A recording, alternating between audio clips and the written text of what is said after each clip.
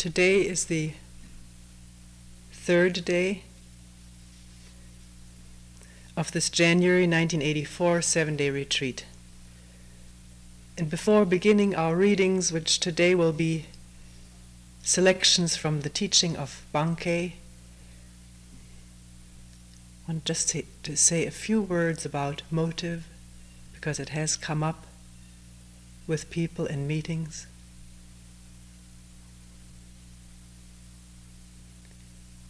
Maybe we already spoke about it yesterday, but I've forgotten what was said there.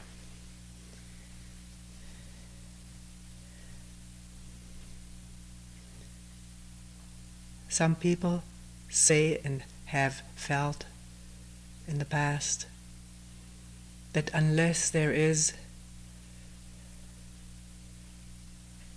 this goal of enlightenment and the motive to get it, energy is lacking in the work. Please, this is not a general thing about most people, but it does come up here and there. And even if it isn't brought up, maybe it's there in others.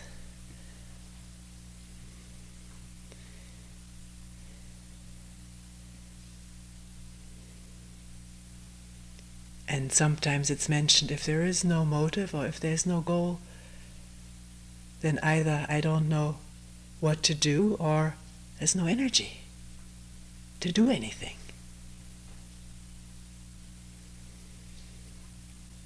Or not the energy I had when I had the motive and the goal. Which means, if we look at it, some energy is already going into the process of comparison. And all that comes from comparison, it's like a sponge taking up energy.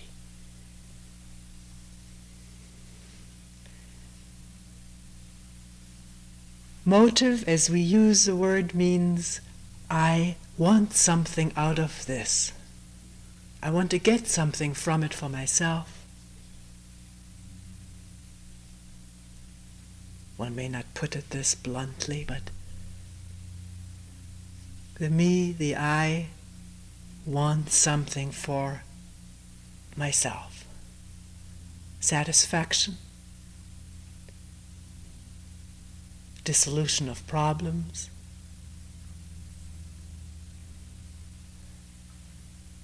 maybe a certain social standing.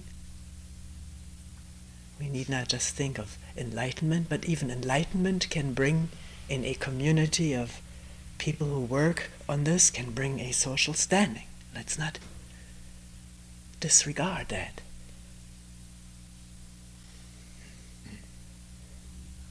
Keeping up with the Joneses, who have it. At least they say they do, or others say they've had it.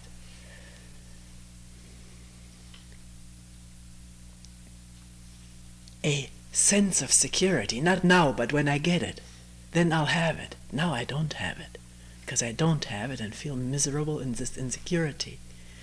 I want that. And thinking I may get it and being encouraged in it, this gives me energy to do this work, which is hard and arduous. So coming back to motive, motive is always coming from me, from self. It is a self-centered thing.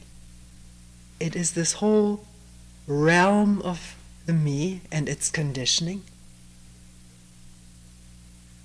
and works within this conditioning toward a result which is also just a thought, because I don't really know what it is, enlightenment or a good position. If I've never had one, I have ideas about how I'll feel when I have that position. But how it really feels to be in a higher position, one only knows when one is in it. And then usually one wants a little something different.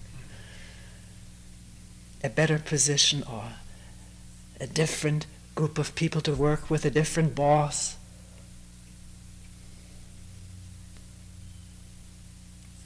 So it's an idea, the goal is an idea. So it's this whole work from motive to goal is within this whole realm of conditioned thought and behavior. How can it break through that? And that's what it wants to do. It revolves in that. And energy is generated for it, and energy fizzles out in the process and needs to be refueled by new enticements, new motives.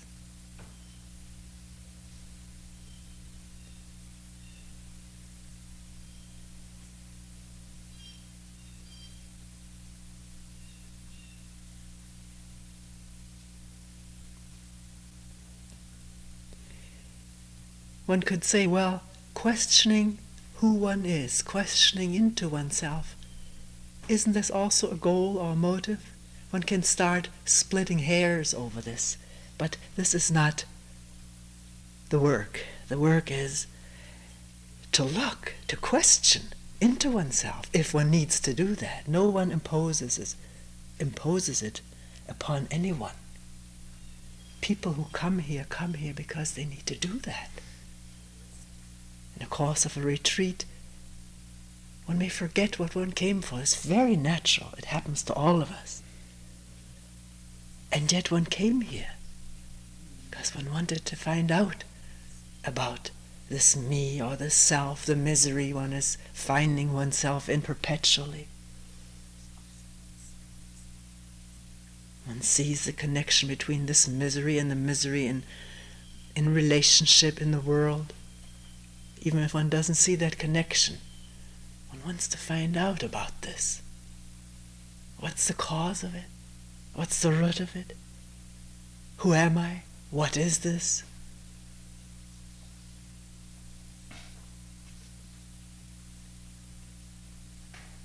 There may be a motive there to get something out of it. But the motive itself, in self-inquiry, comes under scrutiny. It cannot help but do that, because it is part of the self. So even if it's there, it will be exposed. It will reveal itself for what it does. The sponging up of energy and the drainage when things are disappointing or frustrating.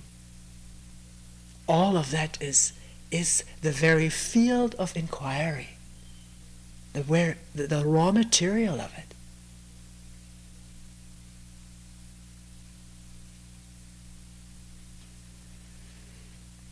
Then here and there someone says, but I don't have a real burning question. You talk about burning question, urgent necessity.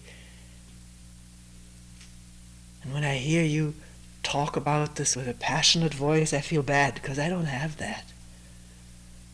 Comparison at work immediately. She's got something that I don't have. How could I get that? Or I'm inferior. All of this stuff fizzling and draining, dissipating energy.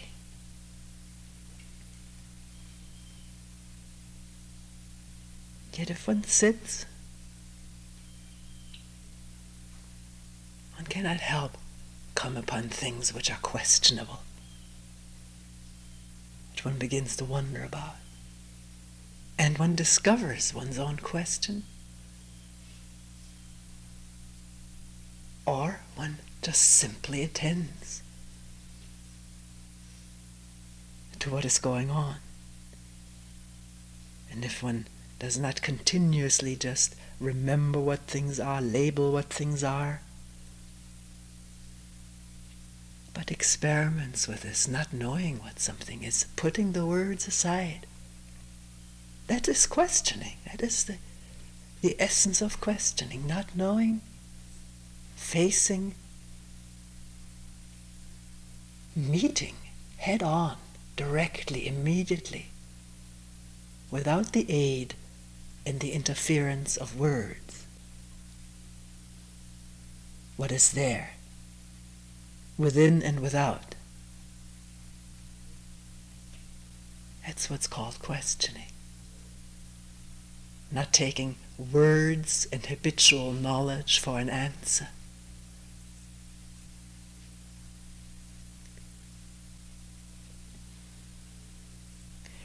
The reason Bankei came to mind, I really used to like reading from Bankei years ago, because something very fresh and untraditional, unconventional about the writings of Bankei. The reading Bankei came to mind was because here a young boy or man who had no intention to do anything quote unquote spiritual came upon something which became his question. Nobody imposed it upon him. Happened on his own. And we'll read parts of his biography with a warning, as it were, that this is not read to set up an example for anyone. It happens so easily. One compares, one thinks, well, I should now do like he did. Actually, the reason he talks about his life to the people who came to listen to him, who were both monks and lots of lay people came to listen to him, was to warn them not to lead the life that he did, of all kind of arduous austerities that he imposed upon himself and that he found to be so foolish afterwards. I won't go into all of these things that he did. Stuff like this lingers in the mind. Then we'll read some of his, what is called here, sermons or dialogues. Bankei speaks about the Buddha mind, by which he does not, he says, stay or live in the Buddha mind, with which he does not mean sit and think that you're a Buddha, or think about the Buddha, or be like him. It's not the way he uses this word. Buddha means awakened. And he uses it as that which is, in his words, unborn. In our more modern language, we say unconditioned, unprogrammed.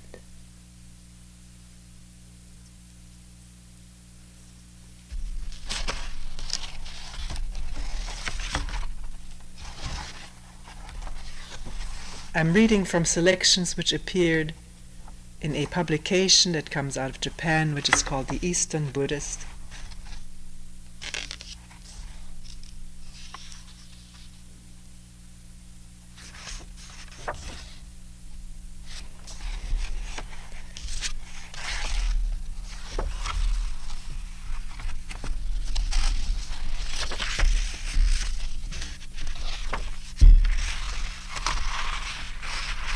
Biography comes sort of in the middle, so I dig for it.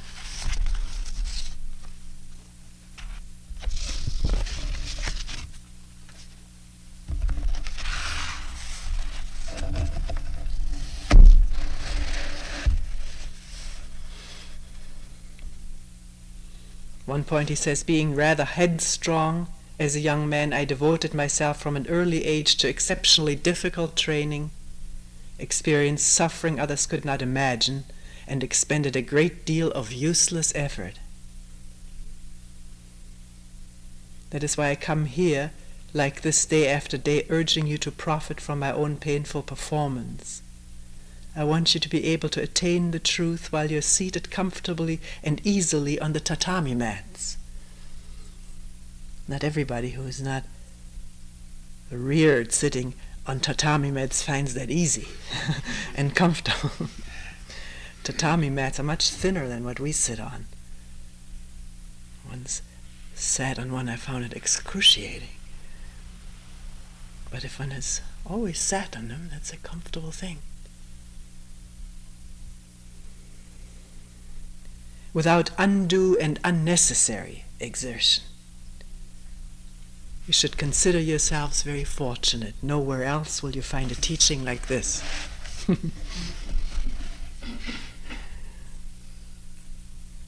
I was a foolish and headstrong young fellow, and sure enough, if I tell you about my experiences, some young men will take it into their heads that they cannot achieve the Dharma, the truth, unless they exert themselves as I did, and that would be my fault.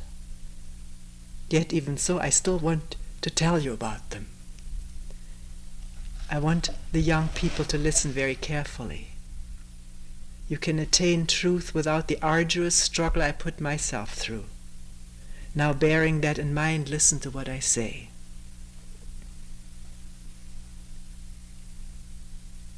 My father was a masterless samurai. He was a Confucian. I was still quite young when he died. I'm leaving out words, paragraphs, sentences. I was still quite young when he died, and I was raised by my mother. She told me that I was a very unruly youngster and that I used to lead all the neighborhood children in doing mischief. She said that from the age of 2 or 3 I showed an aversion to death, so when I cried they would get me to stop by pretending they were dead. Or by talking about death. This also was used to put an end to my mischief.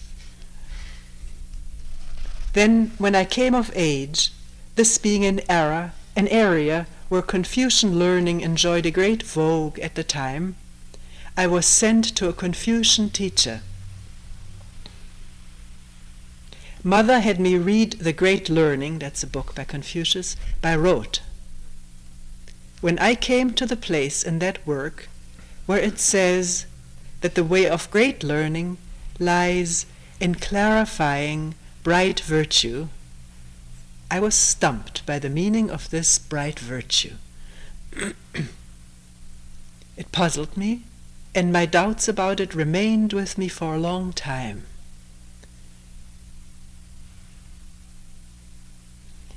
How can you explain it? You can't. You don't need to. It happened. Here, a mischievous, unruly, headstrong young fellow, sent to school, reading because he has to read, has to memorize it even, and here comes this, I don't know the context, he just says he stumbled on this thing of bright virtue. You wondered what it was.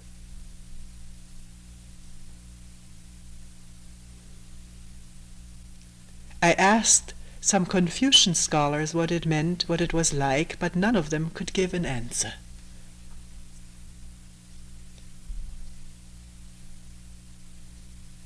It's interesting too, if maybe somebody had explained it very vividly to him, that it would have been the end of his inquiry.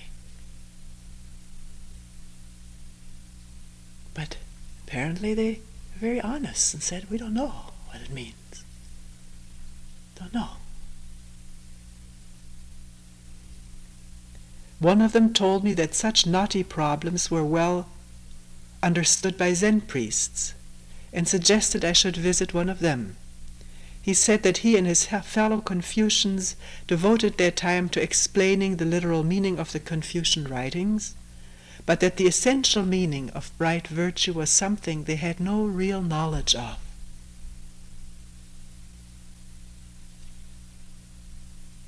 Which shows some understanding, because if that understanding, this subtler understanding, isn't there, one thinks anything one knows is what one has knowledge of. That's it, the words.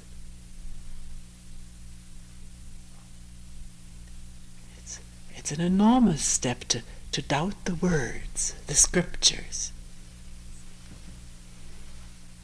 Not just in an act of rebellion, but to wonder about it. What does it really mean? I want to see that for myself, what it means.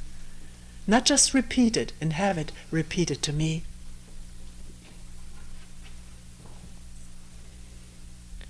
Still burdened with my problem, I decided to follow his advice. In those days, though there was no Zen temple in the area, so I was unable to put my questions to a Zen priest. I then made up my mind that come what may, I was going to clear up this matter of this bright virtue, and inform my now elderly mother about it too, before she departed this life. I floundered about this way and that, hoping to throw some light on bright virtue. I journeyed all over to attend sermons and talks. If I heard of a sermon being held, I would immediately run off to listen. When I returned home, I would tell my mother all about it. In spite of this, bright virtue still remained beyond my grasp.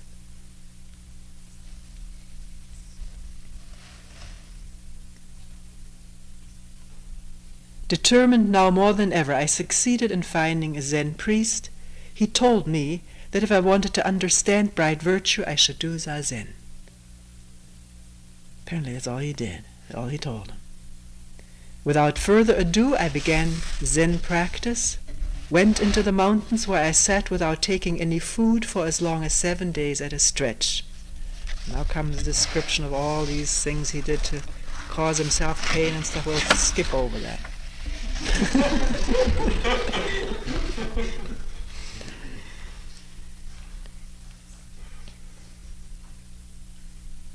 Later, these long years of physical strain suddenly materialized into serious illness. Bright virtue was not clarified, in spite of all the prolonged labor I had given to wrestling with it. My illness steadily worsened. I grew weaker and weaker. Everyone told me that I must recuperate my health at the hut, and a person was provided to nurse and look after me. But the illness proceeded to an acute point. For a whole week I couldn't swallow anything except some thin rice broth. I became resigned to the fact that I was going to die.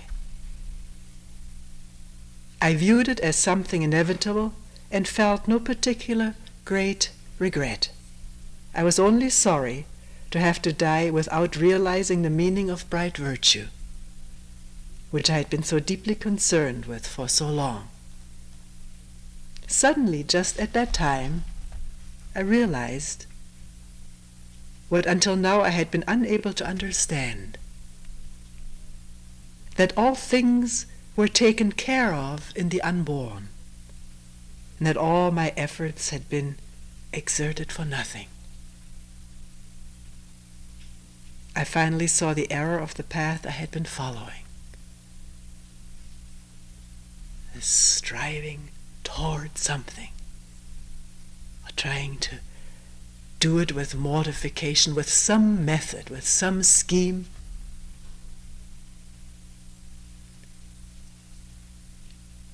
Not going to bed day and night, sitting for weeks on end without sleep. The idea that this will bring that. And how did this realization come? Who can say? This has no cause.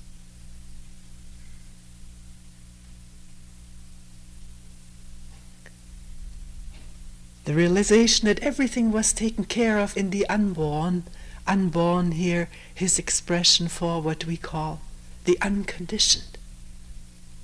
That which is not conditioned or programmed, that which is without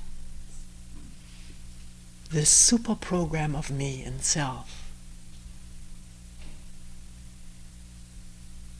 which cuts everything up into conflict.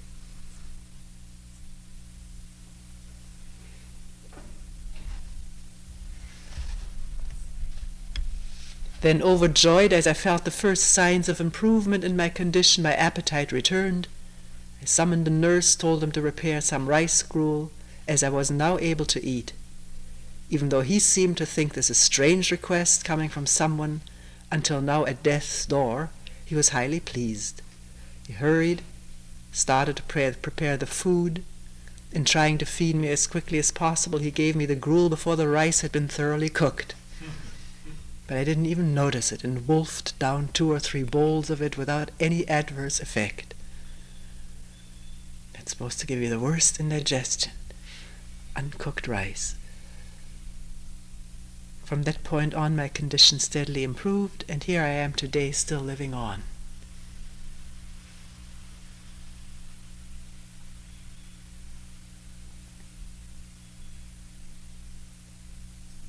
He says, at a later point, I had subjected my body to hardships so cruel that I still suffer from the effects even now.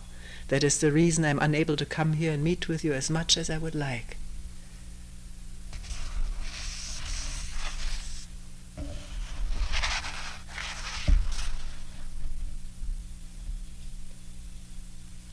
he describes how he went to a recommended Zen teacher to be approved, for his experience to be approved. This was and is the tradition. And he said this particular man proceeded to give me a short talk. After he had finished, I said, I realize I'm speaking out of turn, but I would like to say something. I know it usually isn't done these days. Please forgive me for my lack of decorum. I'm deeply grateful for all the teaching I've received from Buddhist teachers. It is not at all that I don't agree with what they say, only somehow or other, the feeling I get is one of scratching at an itchy foot without taking off my shoe. They don't get directly to the itch. Their teaching does not strike home to my innermost being. As he was a priest, my words did not disconcert him in the least. Man didn't get hurt or defensive or abusive or put him in his place. He answered, yes, of course, it's just as you say. We merely teach each other in the same manner that we've been taught ourselves, following the teachings of the patriarchs, which are found written in the sutras and the Zen sayings. It is shameful. It is not teaching based on enlightenment. Since we're not really enlightened, you are fully justified in saying that our teaching does not strike home to you, that it is like scratching an itch through a shoe. You recognized me easily for what I am. You are not an ordinary man.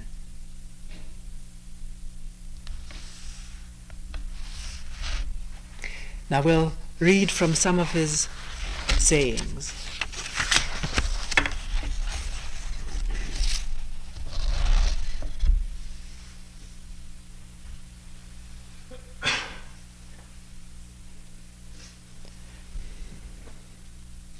A monk addressed Bankei. I was born with a short temper which is always flaring up. My Buddhist teacher has done his best to help me, but without success. I realize myself it is not good, and I try to correct it, but it is something I was born with, so I have not been successful. What should I do to rid myself of this temper? With your teaching, I hope this time to cure myself. If I do, when I go back to my native place, I can stand before my master again, and it will prove a lifelong credit to me. Besides, it will prove a lifelong credit to me besides. So please give me your teaching. Bankei said, you have a very interesting inheritance. Is this short temper here now? If so, bring it right out this instant. I will cure it for you. The monk said, I don't have a temper now. It appears suddenly when something irritates me. Bankei said, then you weren't born with it. You precipitate it in yourself on account of some chance cause. Such causes may arise, but still, where could the temper come from if you did not generate it? You allow your temper to rise because you're partial to yourself and contend with others to establish your own ideas over theirs, and then you say that it is something you were born with.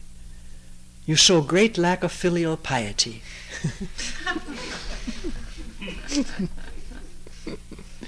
Indeed, in laying the blame on your parents.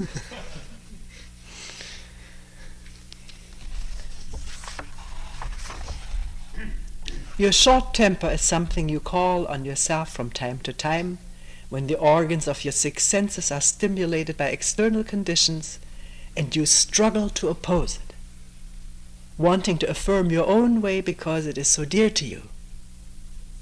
If you were not partial to yourself and did not contend against things or give rise to opinions, then where could the temper come from? It would not appear. Our illusions are self-created. They derive from our attachment to self. This applies universally to all illusions, which arise without exception because of our fondness for ourselves. When there is no such fondness, illusions do not appear. From the time you were a tiny child, you have watched and listened to people in their fits of ill temper, and you have learned from them and imitated them until irascibility has become a part of your own disposition too. It was shown so beautifully in this movie of the chimps, how the little ones picked up the behavior of the older ones. Every once in a while, the dominant male running around, carrying big sticks, waving them around, banging them on the ground, hair standing on edge, just looking really big and monstrous and very threatening. And sometimes the little ones, when they were angry, they would pick up a little stick, run around, thump around, wave the stick, scream, little screams, and big screams. The interesting thing, it was amazing. I hope if it ever comes up you can see it again. It's a National Geographic program, Jane Goodall and the Chimps. There have been previous programs like this, but this is a new selection. There were 20 years of movie taking. After this big male has run around, sort of semi-terrorizing everybody, we don't know. Commentators, including this one, may project things. But he goes around to everybody and pats them on the shoulder afterwards. Touches them. Or really, literally pats them on the shoulder, strokes them a little bit. His position is secured, and now he's got to make peace again. And the little bit frightened ones sort of seem to relax.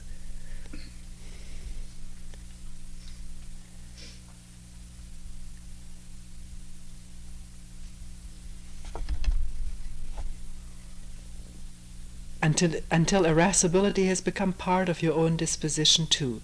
Now, from time to time, you arouse your temper. But to think it is something you were born with is foolish. If now you realize your past folly, and henceforth do not allow your temper to arise, then you will have no temper to cure.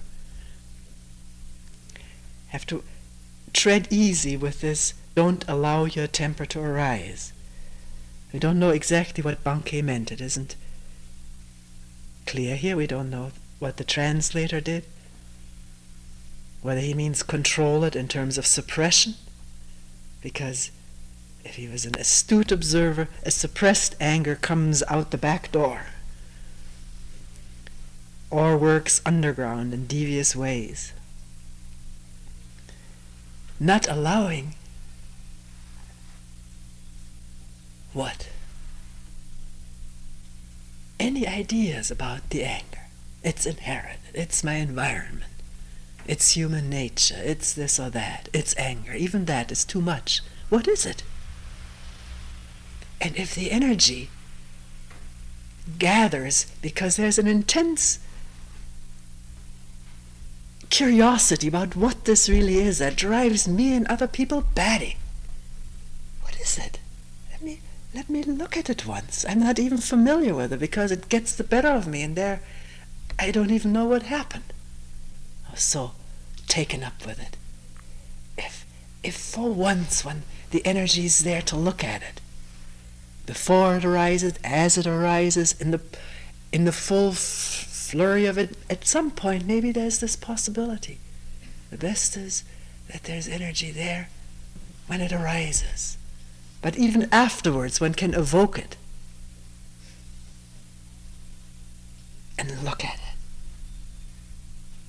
The whole thing, the whole scene, also what led up to it, just the whole thing.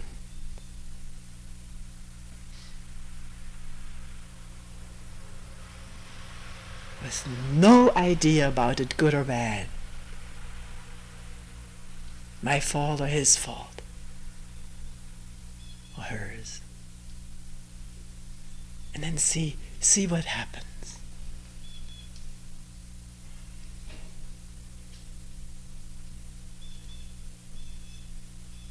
It is the energy that is the cure, that is the medicine.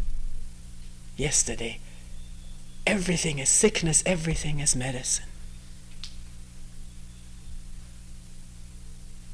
Anger irradiated with attention, that's the medicine. And they cure each other.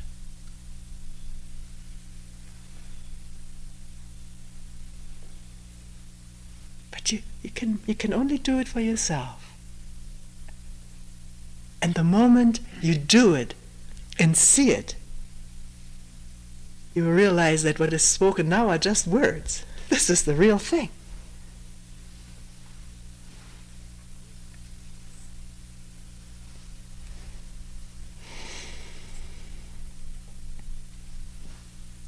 He goes on and says, a more direct way than trying to correct it would be not to produce it in the first place.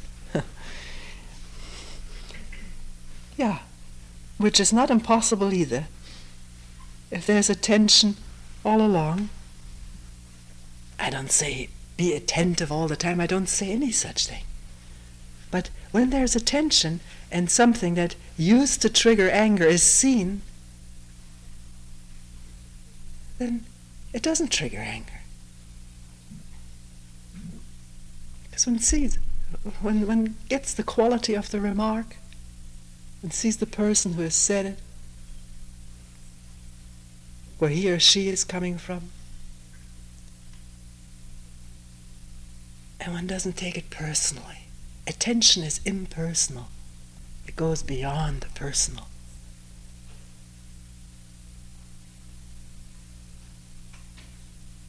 One isn't so identified with the remark that the person says, because one isn't identified with oneself. One is listening.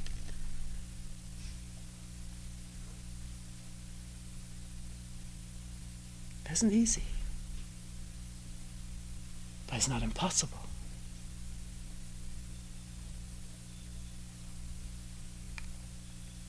To try to correct it after it has appeared involves a great deal of effort, and in the end will prove futile.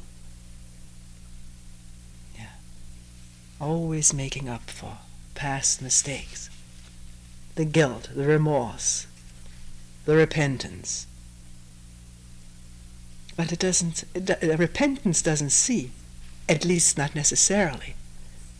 Seeing is not repentance, seeing is seeing.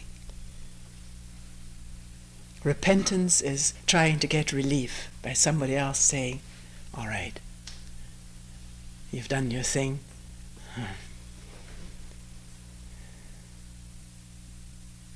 God or the Buddha or someone will forgive you.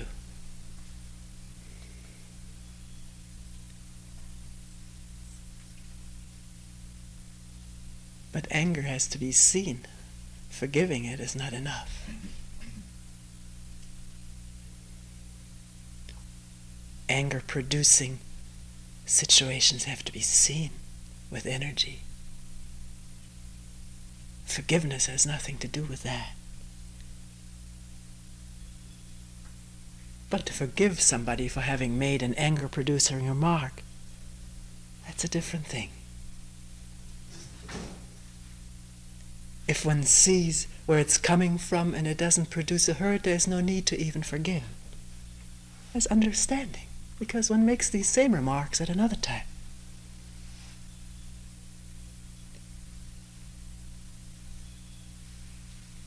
We're not different from each other.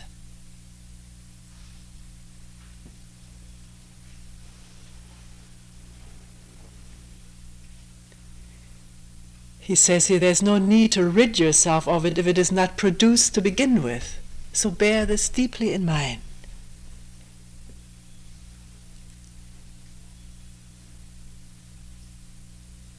If you grasp this securely, and this grasping it securely for Bankei means all the way, seeing it.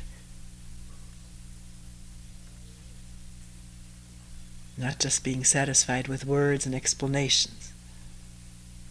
If you grasp this securely and apply it to the matter of your temper, you will find that you cannot be deluded by any other thing as well. Yeah. Seeing anger is the same as seeing fear, pain. It's the same seeing. It takes care of the whole thing. If you quickly ask once and forever, what is that? That's wanting, thinking, anticipating. The answer is, I don't know. Once and forever? I don't know. Find out.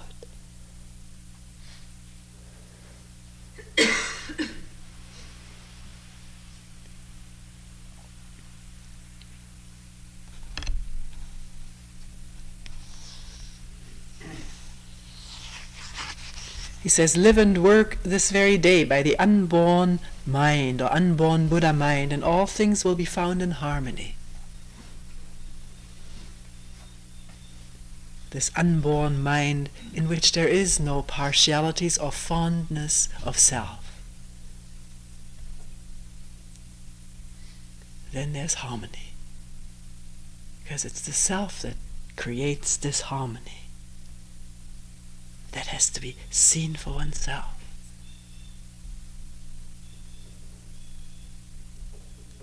It's an expression to see something for oneself. It doesn't mean for my benefit. Seeing. Hear. Not just hearing somebody else say what they are doing, or can do, or have done.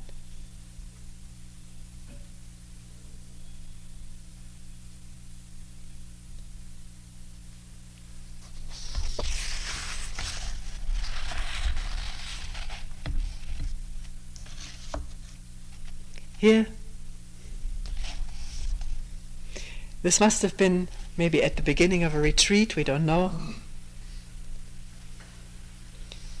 Here, I urge people always to live by the unborn Buddha mind alone, which again is easier said than done. But he says it, because he's there. There are no additional rules. Nevertheless, since everyone got together and decided they wanted to do zazen for a period of 12 incense sticks, parenthesis, it says about 6 hours. They're half-hour sticks, well, they're also hour sticks, could be 12 hours. Each day, I told them to do as they pleased and set aside 6 hours for their zazen. But the unborn Buddha mind has nothing at all to do with sticks of incense. If you live by the Buddha mind and do not go astray from it, you need seek no further enlightenment. If you just sit by the Buddha mind, live by it, sleep by the Buddha mind, just arise by it, just dwell by this non-dual mind, then in all the normal activities of your daily life, you're functioning as a living Buddha. There's nothing further. Because this can immediately set up the ideal and the comparison and the woes and wanting to get that. But he's speaking, see where it happens. He's speaking to some people who've come together. It's always good to ask, is this possible to do? And then each one looks whether it is so or not. It's not an assertion made that it is possible or not possible.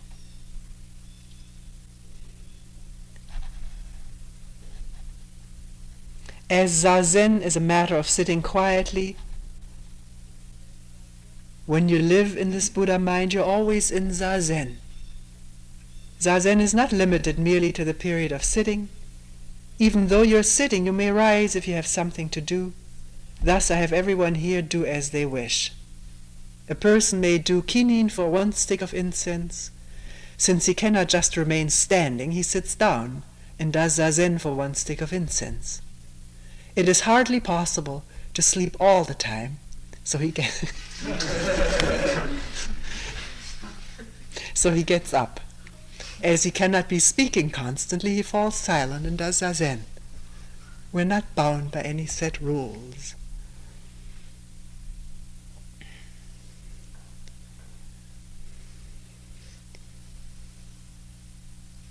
It happened, I think, in the 16th century Japan.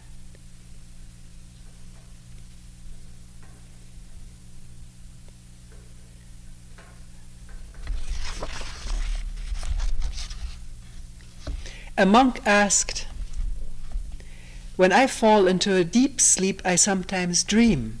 What do you think about dreams? Why do you think we give rise to dreams?" Bankei said, "If you are sound asleep, you do not have dreams.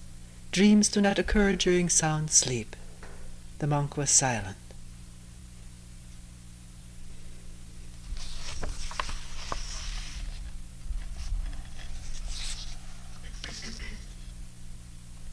Bankei said, "A priest once told me, day after day you do nothing but repeat the same teaching." There's no motive in reading this. You ought to give your listeners a change of pace.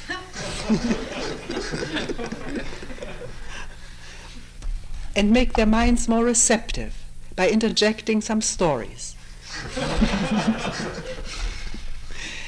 And anecdotes of the Zen masters of the past. Now Bankei, after quoting this, says, "Dull-witted as I am, if this were something that I felt would be of benefit to people, I think if I had a mind too, I could probably remember one or two anecdotes." But to teach people such things would be like feeding them poison. I could never do that. I never cite the words of the Buddhas and patriarchs when I teach. I need only to comment directly on people themselves. That is enough. So I don't have to quote them. I don't say anything about either the Buddha Dharma or the Zen Dharma. I have no need to. I make do with commenting directly on you and your concerns here and now. And since that clears up everything, I have no reason to preach the Buddha Dharma or the Zen Dharma. In spite of the fact that you all came into this world with an unborn Buddha mind and with nothing else, you're partial to yourselves, so you want to make things move in your own way. You lose your temper and you become contentious. Then you think, "I've lost my temper. What that fellow says is so unreasonable that he's made me lose it." And so you fix anxiously on his words and inadvertently transform your vitally important Buddha mind into a fighting demon. You keep on worrying yourself over this unimportant matter. It keeps churning over and over in your mind. You may even get your way in the end, but in that case you fail in your ignorance to realize that your concern over this matter was in fact meaningless.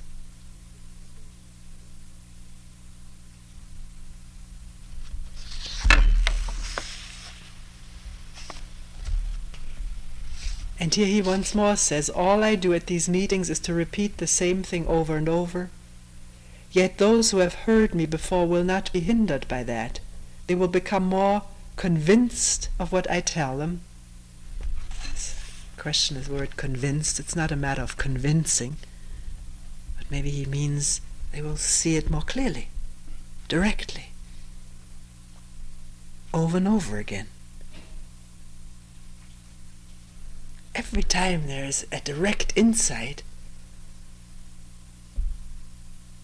there's a direct insight. And it has nothing to do with the words. It is beyond the words. They will become more convinced of what I tell them just because of the number of times they hear it. Every day people come here who have not heard me before. Many today will hear me for the first time, for the very first time. I am obliged for their sakes to explain things once again right from the start. If I didn't, they wouldn't be able to achieve full realization. It would be detrimental to those who earnestly come to listen. That is why I say the same thing over and over, day in and day out. Those who come here regularly listen again and again, and that way become surer of this teaching. And with his ways it cannot possibly mean, then you finally remember it and repeat it even though this may happen. But there are dialogues recorded, very few unfortunately, in which Bankei immediately questions in his own way where this response is coming from, whether it comes from memory, from thinking, or whether it is direct seeing and understanding.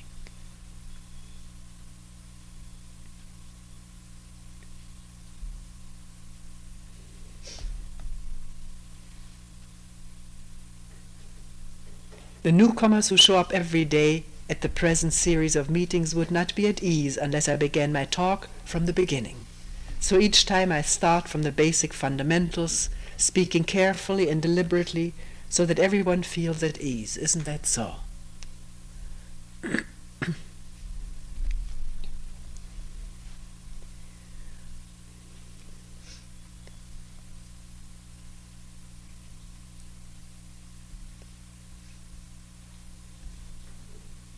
It is easy to speak of the unborn or the unconditioned mind.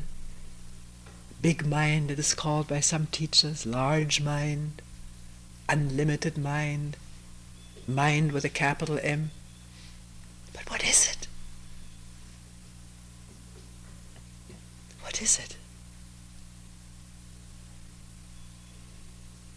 All we can start with is where we are. And what is that? Without labeling it, rejecting it, clinging to it, questioning it, with a mind that is not filled with how things were last minute, yesterday, for the last 10 years. It's all past, it's finished, it's done with.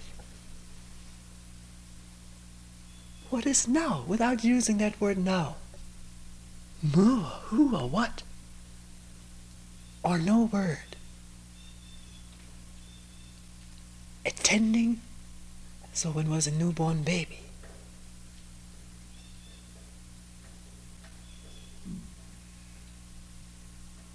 Who or no?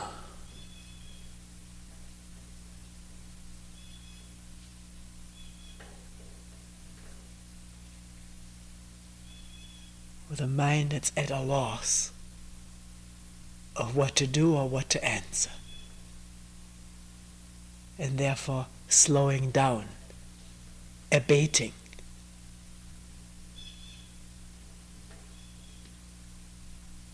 Who? Thoughts or no thoughts? Who am I? What is ma? What is it?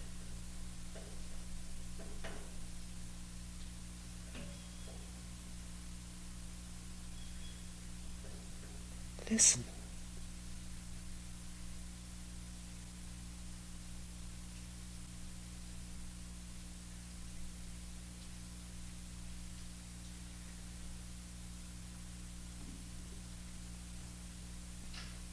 I don't know.